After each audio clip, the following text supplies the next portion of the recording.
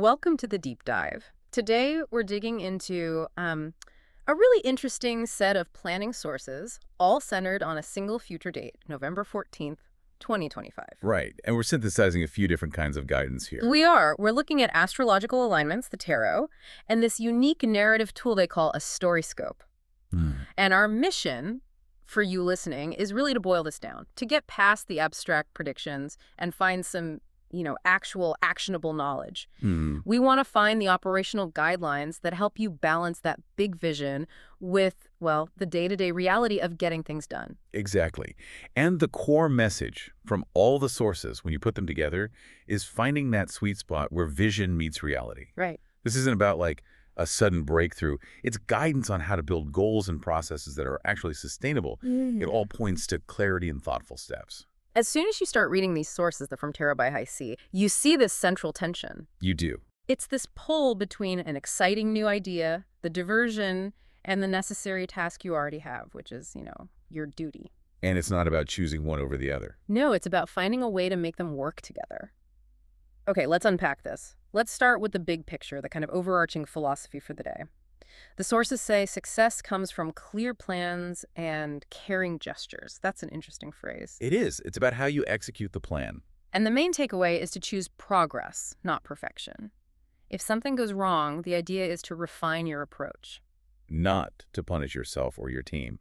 And that distinction is so key. Right. We usually see a setback as a failure. Yeah. But on the 14th, you're meant to see it as a chance to recalibrate. It's like dreams have deadlines, but hope needs a solid plan to stand on. And the tarot gives us the specific energetic flavor for this. The TarotScope is centered on the Prince of Stones, but reversed. And this isn't some big, scary warning. It's more of a gentle caution about your pacing.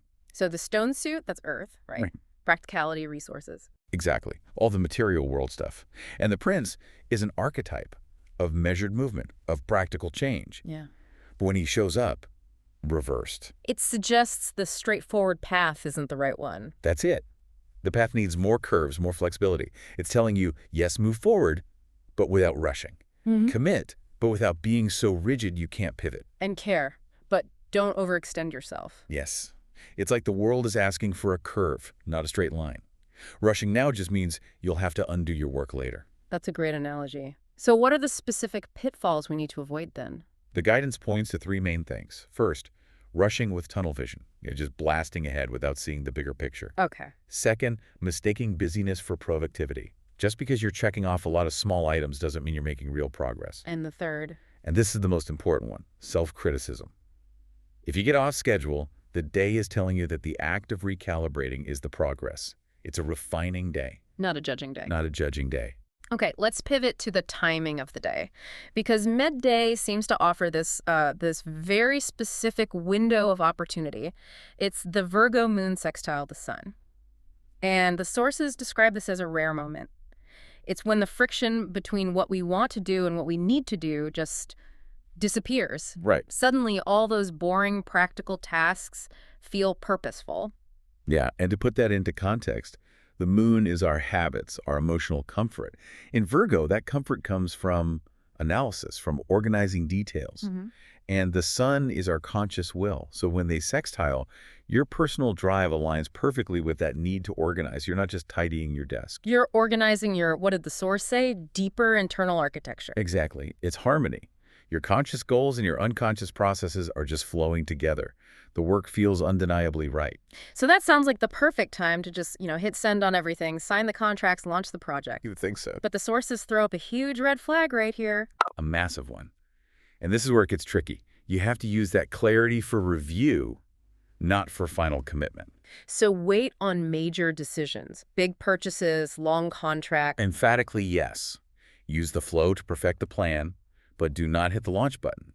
If you absolutely have to act, you need to double-check every single assumption. That takes discipline, to feel so right about something but still hold back. It does. And that tension leads us right into the afternoon, because that smooth energy, it doesn't last. Here's where it gets really interesting. The afternoon kicks off with the Virgo moon sextile Jupiter, and Jupiter is the great expander. Right. It broadens your perspective, lifts your spirits. After all that detailed work, suddenly you feel like you can do anything. It's that feeling of limitless potential. It's a natural high. But almost immediately after that expansion, we hit the opposite energy. The Virgo moon opposite Saturn. Containment. Total containment. And the sources call this emotional whiplash. 1 minute, you're flying high on Jupiter's optimism, ready to start 5 new things. And the next, Saturn slams on the brakes with reality and restriction. It forces you to question everything. That sounds incredibly frustrating. How do you manage that? Yeah. How do you keep from overcommitting when you feel that Jupiter high, knowing Saturn is coming? Well, this is the day's biggest lesson. It's a lesson in sustainable growth, that whiplash is actually beneficial. No. It forces you to integrate the vision with reality. Yeah. The practical advice is, when you feel that Jupiter optimism, build in a mandatory delay, like a 24-hour cooling off period before you commit to anything. So Saturn arrives to check your work, to make sure the foundation is solid before you try to build on it. That's it exactly. It's this big, exciting vision, practical enough to survive scrutiny. If it isn't, it wasn't meant for sustainable growth anyway. This tension makes so much more sense now. Let's turn to the StoryScope, because it gives a great analogy for all this. It follows the Thousand Sunny crew, right? So they're on this unusually quiet sea, which for them is a bad sign. And Luffy, who is just pure impulsive action. The ultimate Jupiter impulse. He's on deck, trying to force their map and their course into a perfectly straight line. He thinks faster is always better. And that's a perfect allegory for our own minds, isn't it?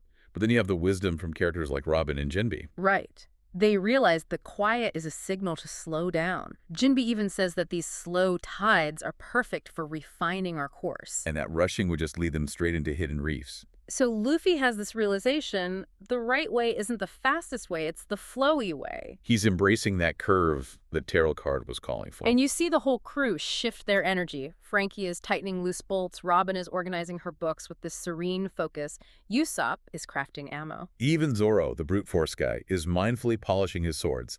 They're all doing this deep, focused internal work. Progress, not perfection. Yes, and that is the critical insight. When they align their internal pace with the day's rhythm, the ship itself holds a steady, purposeful course. And what's crucial is the end. Oh, yeah. The external chaos comes back. Luffy crashes into Sanji's lunch. There's mayhem. But the ship? The ship stays steady. Because that internal architecture was so well grounded, the external mess couldn't derail it. So let's pull all this together for you listening. There are 2 really practical takeaways for the 14th. First, if you feel that need to slow down, that's not a failure. That is the productive move. Right. Avoid confusing that frantic busyness with actual progress. And the second takeaway is procedural. Pay attention to that midday alignment feeling. When your tasks feel purposeful, use that flow state only for review and organization. Not for signing on the dotted line. No. Let purpose guide your pace, not your final commitment. So what does this all mean? The whole challenge of the day is to reconcile that limitless Jupiter possibility with Saturn's hard practicality. And you do that by integrating flexibility, that slow, thoughtful pace. You use that midday flow to get your internal house in order. So that when the inevitable afternoon chaos hits, It can only rock the surface. It can't touch the foundation you've built. That's what ensures your efforts lead to sustainable growth. So here's the final thought for you to take away. If the universe is signaling the importance of a slow, thoughtful course, what major decision have you been rushing?